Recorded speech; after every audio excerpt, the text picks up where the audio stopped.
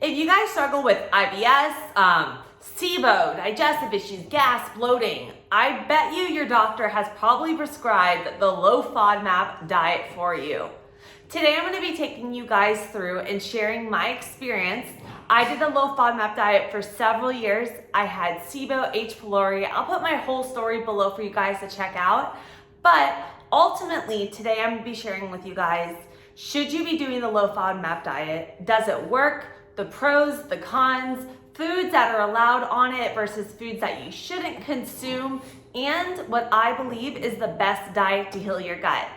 If you guys don't know me, make sure to subscribe, turn on your post notifications. I'm Elizabeth with ElizabethAylorFitness, 4-year degree kinesiology, CSCS, holistic nutritionist, and I'm here to help you. I struggled for years with severe digestive issues, again, SIBO, all of that, and I want to help you heal your gut, feel your best self, and do it without having to question, hey, should I do this diet? Should I not? I value your time, so I'm gonna put all the timestamps below for you guys so you could hop around and skip to what area fits best for you guys. So what does the low FODMAP diet mean, and what is it? So low FODMAP actually is an acronym, and it stands for fermentable oligosaccharides, disaccharides, monosaccharides, and polyols. And I probably completely messed that up, guys, in terms of pronunciation. So I'm gonna put everything right here. But short and simple, it is legitimately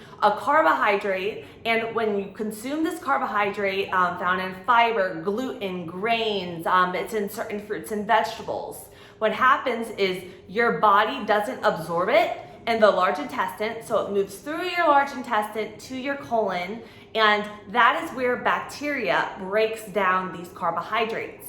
And if your bacteria is off, or we have some type of dysbiosis or other issues going on, what happens is those carbohydrates ferment in the gut, causing gas, bloating. You may feel like there's a lot of pressure, like swollen in your stomach, and you get distension. When you are dealing with a lot of these IBS, IBD symptoms, or things coming from an underlying cause like SIBO, H. pylori, gut dysbiosis, then a lot of the times doctors suggest doing a low FODMAP diet so that your symptoms are less because you're not having this fermentation in the gut causing the gas, the bloating, and that uncomfortable like inflammation. Some common foods that a lot of people don't know are low FODMAP are things like gluten, dairy. There's certain vegetables that are consumed in certain quantities add up, like avocados are high FODMAP. Fennel in high quantities is high FODMAP. So a lot of these fiber-rich vegetables and things that we think we should be consuming in our diet that are, they have micronutrients, all of that in there. For some people, this causes more of a digestive issue. I'm gonna link a full list below for you guys of foods that are allowed on a low FODMAP diet, as well as foods to avoid, and more information for you on everything in terms of a low FODMAP diet. But I wanna keep diving into it on the pros and cons, as well as my experience with the low FODMAP diet and what I did to ultimately heal my gut from severe SIBO, H. pylori, and all of that. After following this diet for several years, I have come up with a list of pros and cons of this diet that I wish I knew when I started. So let's start off with the pros. So the first pro that I would say is when you are following a low FODMAP diet, it allows you, number one, like I said, when you have IBS, IBD, there is inflammation in the gut. It is causing and triggering, could be diarrhea, the gas, the bloating, the inflammation, the irritation is causing it. When you remove these could be possible trigger foods, these FODMAPs that ferment, that could lower your symptoms and allow you to feel better. And that is one pro. It's gonna help with your symptoms and help you feel better. If your stomach feels better, your mind feels better, for all my people that do suffer with digestive issues. The second one I wanna talk about is I spent so much money on just doing food allergy tests, and all my clients come to me, they're like, I did this test, or do I need to do this food sensitivity test? Honestly, guys, I say don't waste your money. I'm not a doctor. Always talk to your doctor. I'm just sharing my experience with you guys. But I will say half of the things that I found out on my food sensitivity test, like dairy, gluten, a lot of different like vegetables, a lot of different like just different things in general, I showed as a positive for being able to consume them, no allergy, but I wasn't consuming them at that time. The antibody wasn't present in me, so it's like, I almost feel like a lot of the things that were on that test showed as an okay, but I know my body best, and when I added them in, I had issues. So I would say a big pro of the low FODMAP diet would be the fact that instead of going out and spending hundreds of dollars on food allergy testing, you are removing something that could be causing and could be a trigger, such as, guys, the gluten, the sugar alcohols, everything that I'll put listed below for you guys. And when you remove those and you have less symptoms, you're able to add back in foods one at a time. Maybe, you know, eggs, or say you think like this avocado was an issue for you. I'm just giving an example. But you're able to add in one food at a time, and once you get the FODMAPs out and your belly starts feeling good, as you add these foods in one at a time, you're able to really see how your body feels. Do I feel bloated after that meal? Gassy after the meal? Without spending all of that money on the testing, you keep a food sensitivity journal, and then there you go. That was a trigger food for you. So that may not be something you want to be consuming at this moment. Try something else. So the second pro, it's a great way to do an elimination diet. I want to talk about one last pro before I jump into the cons. I'm always for starting off with all the positives. So my third pro of the low FODMAP diet was, you guys know, when you have these, I would say, when you have these type of digestive issues, your mind kind of gets messed up. I am a GAPS practitioner, so I believe in the gut-brain connection.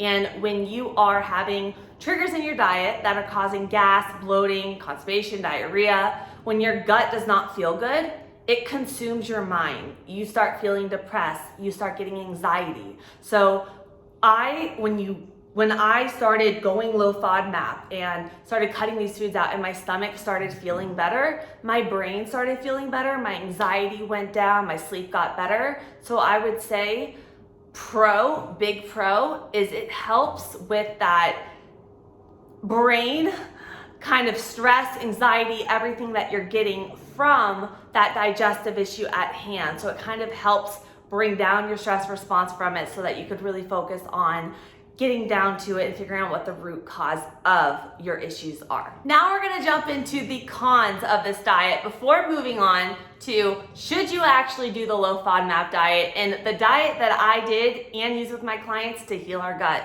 okay? So let's move into the cons. My first con is going to be this diet is crazy restrictive in the point where it could actually lead to a lot of my clients. I have found, like, if they come to me on a low FODMAP diet, what happens is they've been on it for so long and they're so scared of getting off of it. And what happens is they start limiting their food even more and limiting it more and thinking that every food is gonna have a reaction. And what happens is you keep limiting that food and then they get stuck in the low FODMAP diet, afraid to reintroduce the food after healing the gut.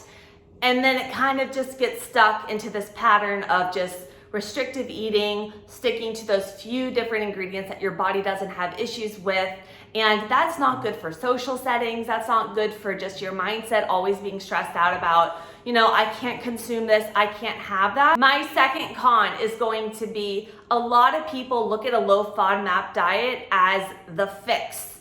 And that's not the fix. When I'm working with my clients, a low FODMAP diet people use as a way to help with the symptoms, but I always first dive into, have we had any testing done?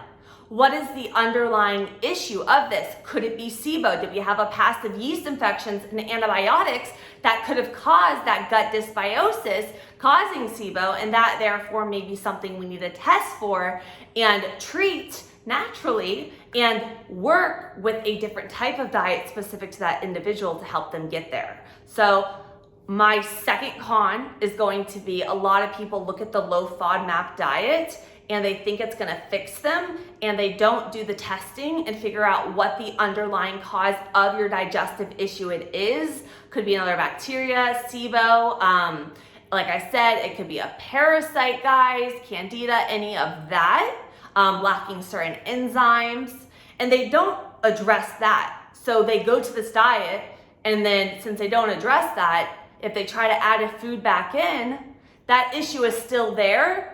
So when they add new foods that are off the low FODMAP list, they start getting issues. And again, that leads them to sticking to that low FODMAP list and restricting their food for longer periods of time.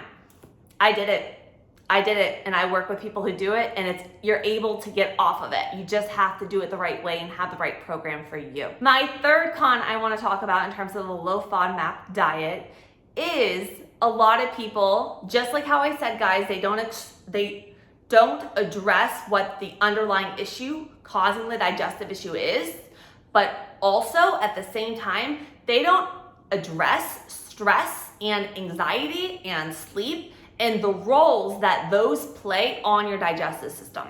If you're not getting enough sleep, if you are running around like a crazy person, your calories are very low, you're doing tons of cardio, that is also another form of stress. If you're eating your food on the go, all of these things put your body in a state of fight or flight response. And if you're eating and you're running around, you're high stress and you're not getting sleep and you have a lot of anxiety, you're gonna have gas, bloating, your food's gonna sit in your stomach because your body's in that fight or flight response. So with the low FODMAP diet, I see a lot of people go to that in terms of healing whatever symptoms, but they don't look at their stress, their sleep, their training volume, all of that. And when I work with my clients, we structure everything so that we're able to get you making gains in the gym, energy going up, gut feeling better, and doing the right diet for you so you don't become limited.